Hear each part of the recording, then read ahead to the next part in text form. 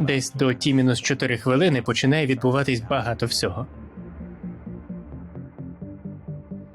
Т-3 завершимо заправку компонентами палива, рідким киснем і рідким пальним.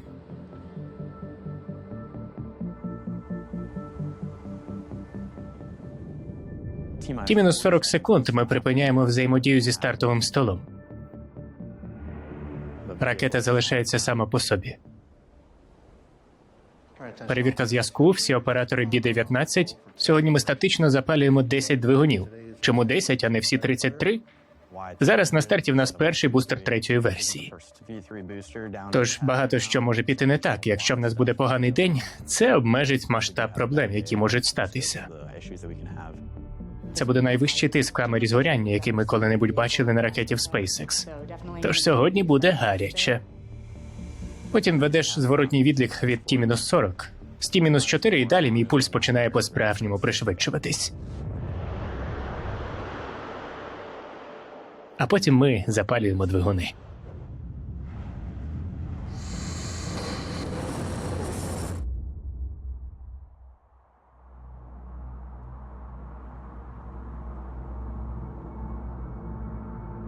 Старшип. Випробовуй, ніби летиш.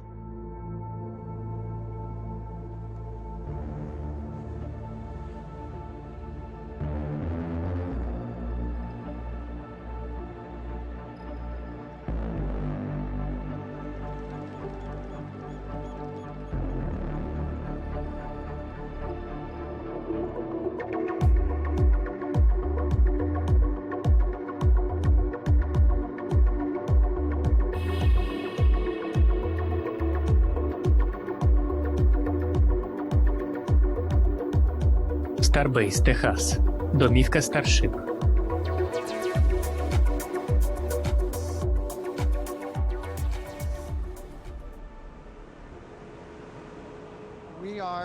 Ми у Старфекторі. Майже 100 тисяч квадратних метрів виробничих площ, що ми побудували, щоб уможливити виробництво і корабля, і бустера.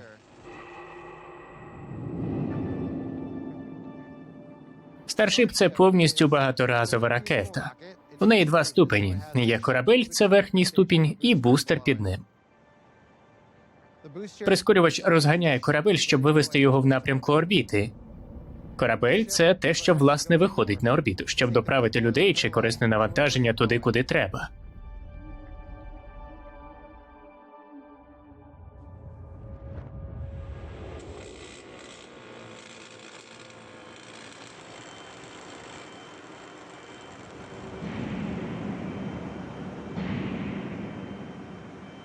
Звуки прогресу, заклепкові молотки і кувалди. Кувалд тепер менше, ніж було колись.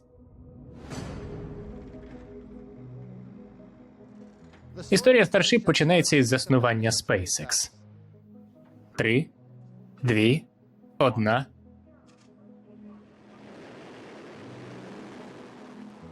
Замість того, щоб починати з ракети, яку, як уявляв Ілон, потрібно зробити, щоб доправити людей на місяць і Марс, а він вважав, що це, по суті, збанкрутує компанію. Це було б неможливо, тож доводиться відкушувати маленькими шматками.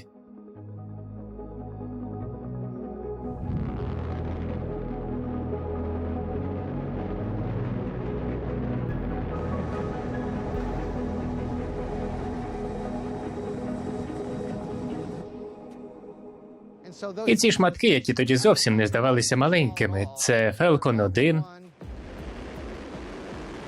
Falcon 9,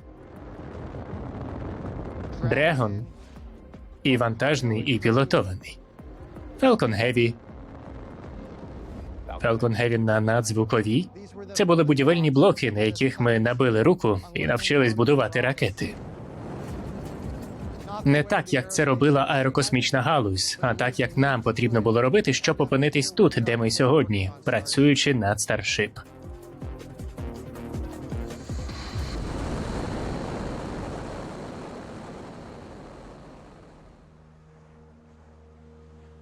Третю версію я люблю називати фундаментальним дизайном Starship – бустер на старті. Саме він дасть нам нові можливості, потрібні для тих місій, що попереду. Саме він поверне людей на місяць.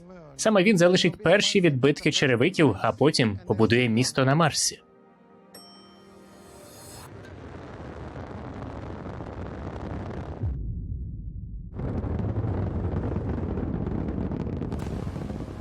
Старшип гігантський, і цей масштаб не випадковий. Це не для того, щоб виграти якийсь приз книги рекордів Гіннеса, хоча ми його отримали і за корабель, і за вежу, а тому, що нам потрібен такий розмір для того, про що ми мріємо.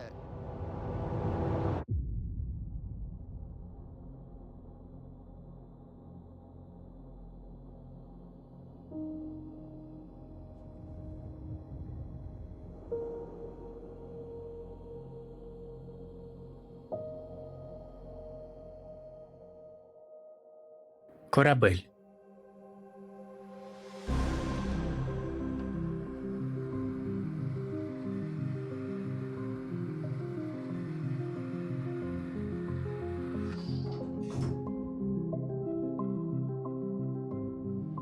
Старшип 39 V3 – це перша ракета третьої версії. Ракета не схожа ні на що коли-небудь будували. Третя версія – це, по суті, дизайн корабля з чистого аркуша.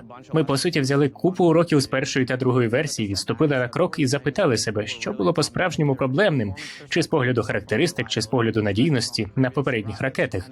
І потім напряму закриваємо ці проблеми низкою нових інженерних рішень. Він може вийти на орбіту, може залишитись на орбіті 48 годин, стикуватись з іншими кораблями і виконувати перекачування палива. А це і є та ключова технологія, яку треба розблокувати для Старшип. Щойно ви розблокуєте її, уся сонячна система у вас на порозі.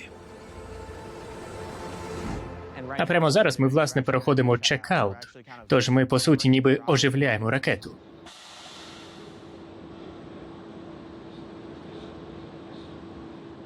Ми раніше ніколи не будували корабель V3 і не доводили його до такого стану виробництва. Тож у нас будуть особливі речі, специфічні для цієї конкретної ракети, що виглядатимуть незвично. Але є речі в архітектурі загалом, з якими ми не дуже знаємо, як працювати, бо досі робили лише симуляції. Ми будували лише гідродинамічні моделі того, як, на нашу думку, працює корабель. Перший пріоритет – ваша безпека, другий пріоритет – переконати, що з ракетою все гаразд. А вже потім думаємо про виконання графіка. Ми досить схвильовані, ми досить нервуємося, але з огляду на все ми доволі добре підготовлені. Ми думаємо, що отримаємо хороший результат.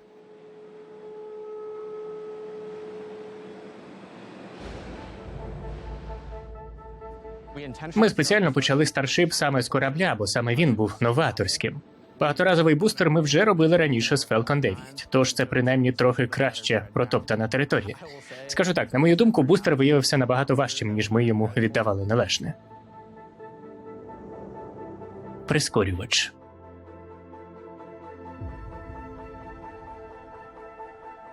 Це абсолютно нова ракета. Це найамбітніший проєкт ракети, над яким я особисто коли-небудь працював. І це божевільне відчуття бачити, як він стає реальністю просто тут.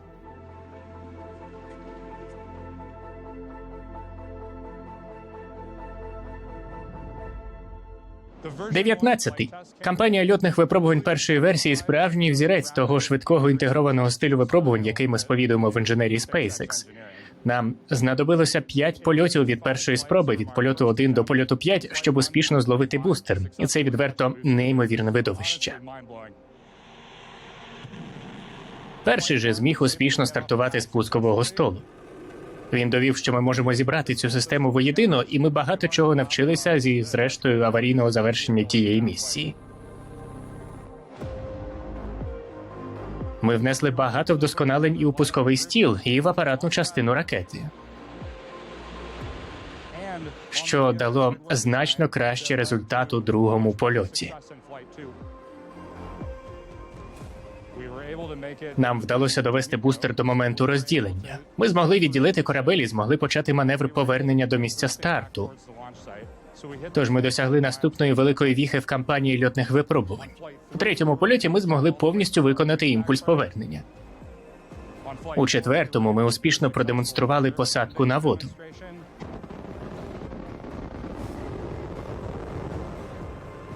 А у п'ятому польоті ми змогли повернутись на наш стартовий майданчик і успішно зловити ракету паличками.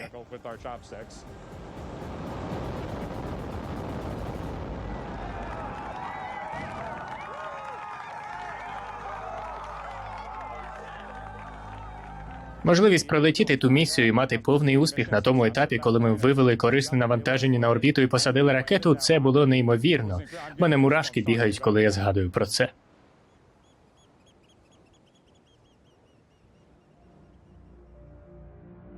Транспортування бустера 19. Передстартова підготовка.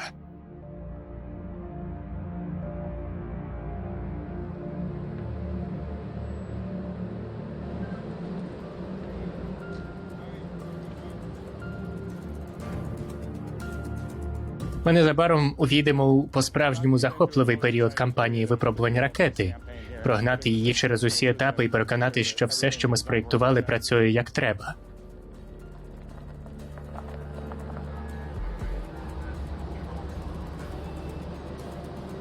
Хочеш зупинитись просто тут? Ага.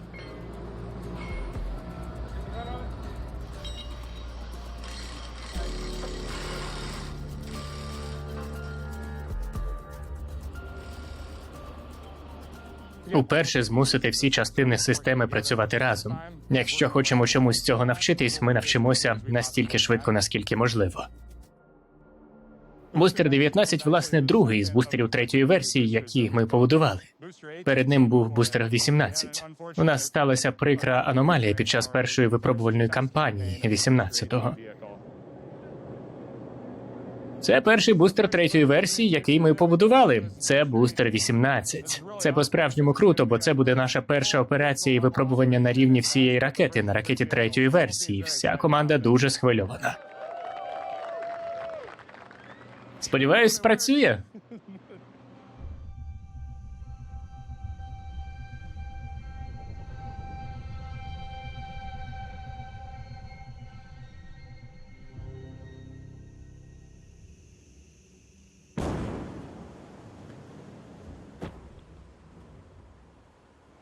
Коли нагнічували тиск у системі азоту, в нас стався вибух, який знищив ракету. На щастя, ми спроєктували цей тест так, щоб він був безпечним, якщо станеться щось подібне. На ракеті не було ні палива, ні реактивних речовин. Тому випробувальний майданчик зазнав дуже невеликих пошкоджень, і, звісно, ніхто не постраждав під час інциденту.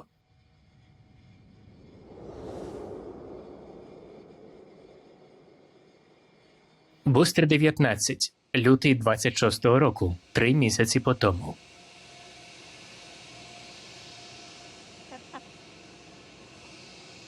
Так, це частина випробувань. Тут гучно, тож вчишся бути не надто глякливою, коли ходиш навколо. Тут на майданчику стоїть бустер, ми збираємось провести кріовипробування. Це, власне, дуже довгий день. Зазвичай 12-годинний загальний цикл, заправка і злив. На ракету заливається просто тонна палива. Далі ми проганяємо купу тестових сценаріїв, тож день довгий.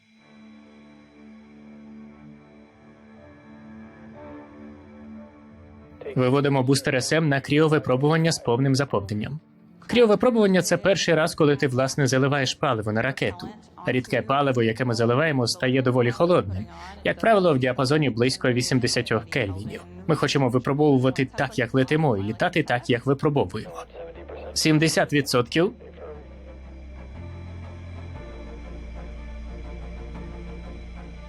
Паливний інтерфейс зараз повністю заповнений.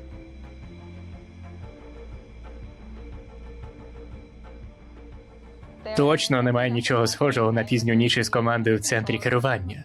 Це одна з тих віх, коли ти така: ого, якщо я можу заправити ракету, це неймовірно.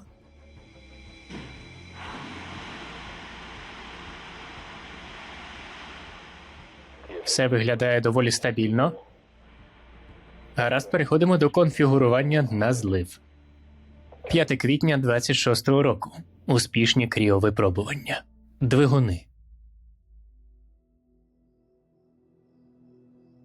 Макгрегор, штат Техас. Центр розробки ракет.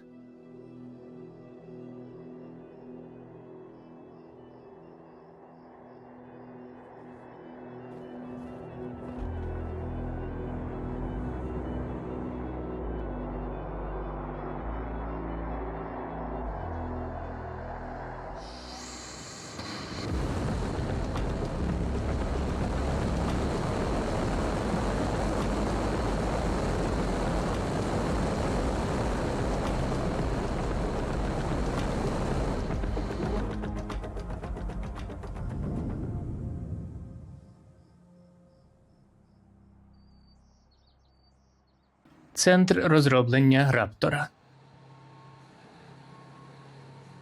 Це Раптор 3. V3 – це високопродуктивний розгінний двигун. Він також спроєктований як багаторазовий і високонадійний. Ми багато чого навчилися за час виробництва близько 600 двигунів V2. Видно, наскільки спростилася конструкція між V2 і V3.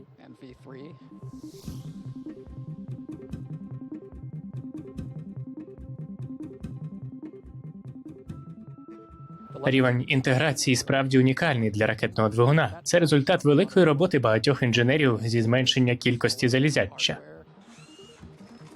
Ефект полягає в тому, що це, власне, конструкція з вищою надійністю, тож менше деталей – це дешевше, швидше в виробництві. Це дозволяє нам зробити легшу ракету, яку легше обслуговувати, просто побудувати кращу ракету.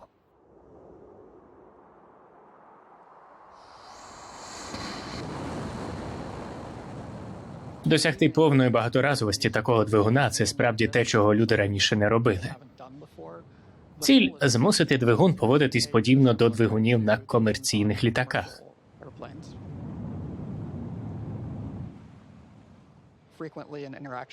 Часто спілкуючись з людьми за межами SpaceX, натрапляєш на сприйняття, що речі, які виходять далеко за межі того, що коли-небудь було зроблено, ніби неможливі.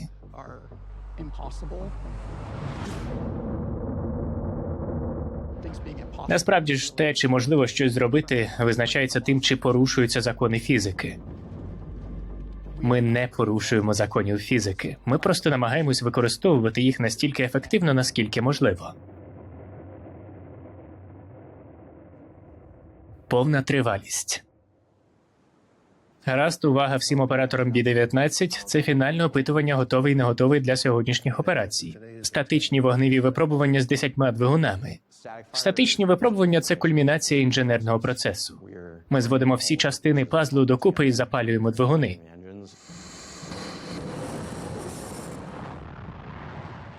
Якщо ти це проходиш, в тебе є впевненість, що ти можеш летіти. Скасування. Схоже, у нас вилетіло 2 двигуни з Apex Bank через несправність. Час 2,135 тисячних секунди. Ми успішно запалили всі 10 двигунів, вони набрали потужність, все виглядало добре.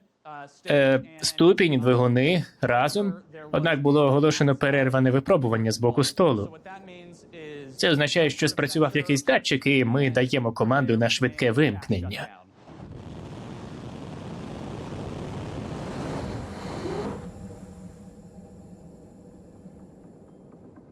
Це було важке випробування, особливо ще й тому, що нам довелося потім зняти всі двигуни. І, на щастя, 10 із них вдалося врятувати, і це добре. Ми побачили дані одразу після статичних випробувань, які показували, що приблизно половина двигунів мала те, що виглядало як механічні пошкодження, по суті, як наслідок дуже швидкого вимкнення. Тож ми повернули бустер до Mega Bay. Ми вирішили зняти всі 10 двигунів з бустера, щоб провести діагностику і зрозуміти, що сталося з тими 10, водночас просуваючись по B-19 і замінюючи двигуни тими, що з B-20.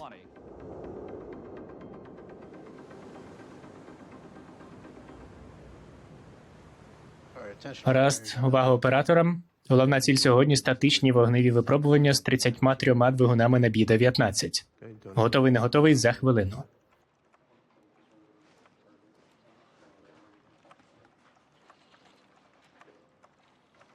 Сьогодні ми проводимо статичні вогневі випробування з усіма 33 двигунами. Це фінальне опитування готовий, не готовий для сьогоднішніх операцій. Польот на ПЗ готовий? A готовий? Рептор готовий? Ступінь готовий? Сі готовий? GC-2 готовий? GC-1 готовий? FC-1 готовий?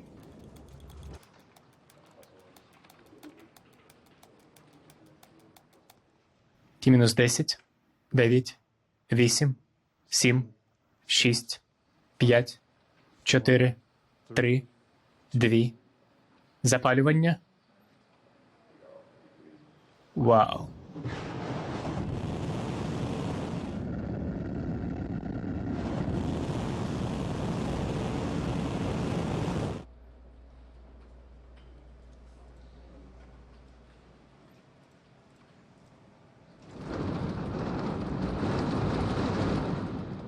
В нас раннє переривання. Всім командам обробляти попередження, готуйтесь до зливу. Сьогодні ми перервали другу спробу повних статичних випробувань Бі-19 з усіма двигунами. У нас, власне, була ще одна аварійна зупинка з боку столу на дефлекторі. Ми пройшли запуск двигунів, а потім, зрештою, втратили частину датчиків на одному з розгалуджувачів подачі. По суті, тиск був нижчим, ніж ми вважали, і нас вибило на Ті плюс 1,88 секунди. Це просто важко, бо є речі, які складно перевірити заздалегідь. Дефлектор можна тестувати скільки завгодно, але, очевидно, не можна випробувати його на ті теоретичні вібрації і середовища, які побачиш, коли двигуни ввімкнено. Щоразу, коли заходиш в операцію, де треба вімкнути 33 цих неймовірно потужних двигуни і змусити їх усі працювати разом, і вийти з цього живим і неушкодженим – це перемога. Я думаю, кожне випробування – це успіх. У нас була купа знахідок щодо наземних систем, ракет і двигунів, які, як на мене, справді добре було відмітити саме на цьому етапі. Але день з гіркуватим присмаком.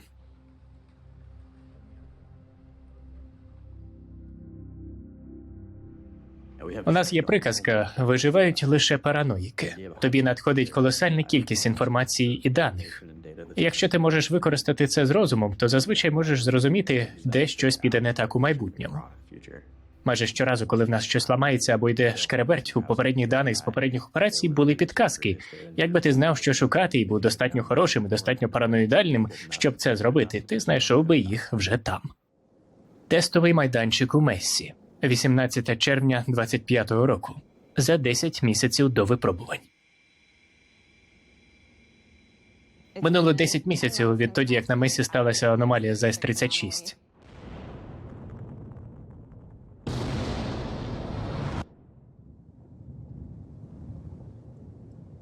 Шип-36 був важким випадком. У нас вибухнув композитний бак під тиском, і це вибило не лише ракету, а й чимало інфраструктури випробувального майданчика. Як нам зробити так, щоб у разі чергової аномалії стіл міг витримати удар і вижити? Втратити ракету – це одне. У нас є виробнича лінія для ракет, і ми можемо зробити більше. Втратити фізичну інфраструктуру стартового столу чи випробувального майданчика – це дуже важко, бо це треба ремонтувати багато місяців, перш ніж повернутися до тестів. Мессі за 10 місяців після аварії 36-го корабля. Тепер Мессі знову в робочому стані. Ми по-справжньому побудували цю ракету з нуля, але ми так само побудували і стіл з нуля. Тож це всілякі нові системи. Це буде перший раз, коли ми зведемо разом стіл і ракету, щоб переконатись, що все працює. Ракета для статичних випробувань в передстартовій перевірці. Ось-ось переходимо в стан фінальної підготовки. На кораблі ми проганяємо 60 секунд, бо так видно, як вкладаються термальні режими ракети і загалом, як працює ракета. Успішно пройдемо це і можемо летіти.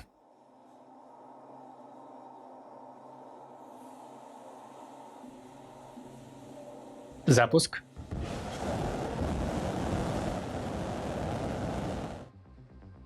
Збільшення тяги.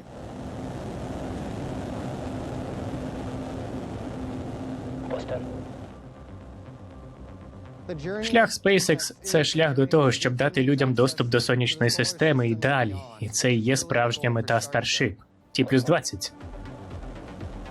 Той вплив, який ця ракета матиме на світ. Я не думаю, що більшість людей по-справжньому усвідомлюють ті зміни, які відбуваються. Це така божевільна подорож. Злети високі, падіння низькі. Поки ми отак насправді працюємо над тим, щоб зрештою запустити людей. Це буде неймовірно. Це не неможливо лише тому, що це далеко за межами того, що було зроблено раніше. Ми доводили це раз за разом. Ті+50.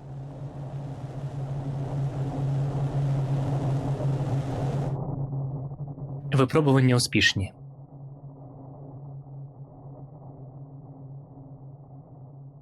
Далі 12-й політ.